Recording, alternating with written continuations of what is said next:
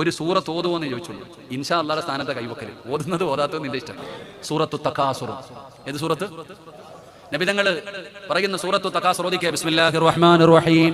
അൽഹാകുമുത് തകാസുർ ഹത്താ സുർതുമുൽ മഖാബിർ കല്ലാ സൗഫ തഅലമൂന സുമ്മ കല്ലാ സൗഫ തഅലമൂന കല്ലാ ലൗ തഅലമൂന ഇൽമൽ യഖീൻ ലതറവുന്നൽ ജഹീമ സുമ്മ ലതറവുന്നഹാ ഐനൽ യഖീൻ സുമ്മ ലതുസ്അലുന്ന യൗമഇദിൻ അനിൻ നഈം. അല്ലാഹു സ്വീകരിക്കുമാറാകട്ടെ.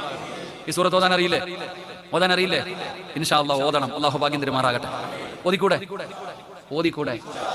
വെറുതെ ഓതിയാ പോരാ. ഇത് വെറുതെ ഓതിയാ നിങ്ങൾ രക്ഷപ്പെടില്ല. ഇതെങ്ങനെ ഓതണം?